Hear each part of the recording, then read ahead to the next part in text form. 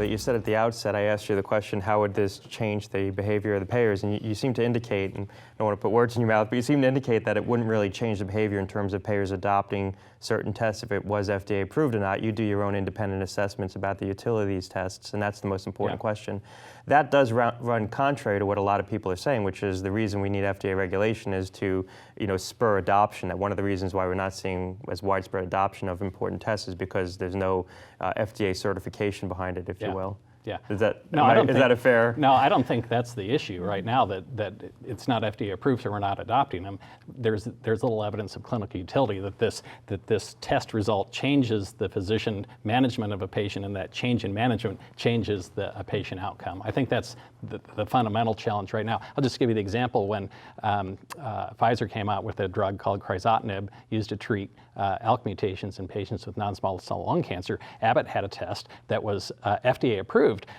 It came out at $1,500. The hospital labs were selling it at $500, and everyone adopted it. No one required, or very few people required, the Abbott test. So at that point, we weren't concerned about analytic validity and clinical utility, or clinical validity.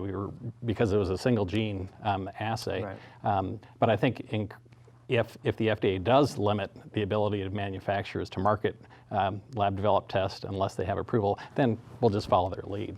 Right. But it doesn't mean we'll adopt the test, but we won't reimburse any test that's not FDA approved. It doesn't mean we'll have to, but it means that's the threshold for coverage. Right. Well, it's an interesting point, because it's one of the arguments for regulation has been that the commercial adoption of these tests has been slowed, but for a regulatory imprint. And you're saying quite the opposite. Yeah. But the FDA, I think, is simply going to look at analytic validity and clinical validity. It won't look at clinical utility, I don't think. And that's what payers are most interested in. Right.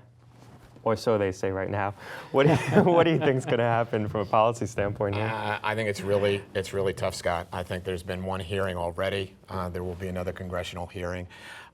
There's concerns on both sides of the picture here, in terms of there's certainly a concern about a lack of regulation at all, and what that has to do, but there's a lot of concern about overregulation. I mean, here you've got an FDA that's saying we can't do some of the things that they want to do now. They don't have enough resources, and at the same time they're saying, okay, we want to basically regulate all these LDTs. So I think it's a really tough issue, and if I had my crystal ball sitting right here, I don't know what it would say, because there is basically a yin and a yang on both sides of this issue.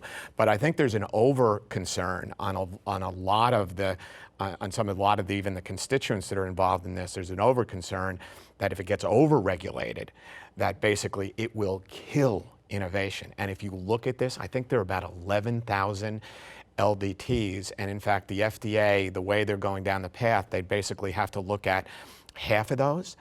The speed of which you think about it, you're a former FDA guy, if you think about that they could look at 5,500 of these, I mean, you're talking about years. Right.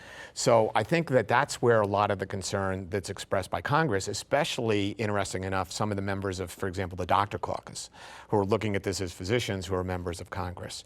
So I think it's going to be a little battle here in terms of what happened. And frankly, I don't think that's the solution.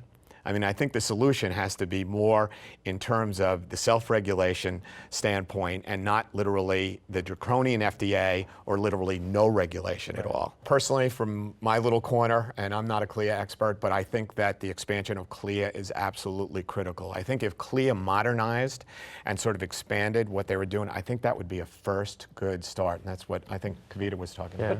I think CMS doesn't even have the ability to, they can look at it, but that would take changes within CMS that they have not yet to date gone down for lab testing, I should say.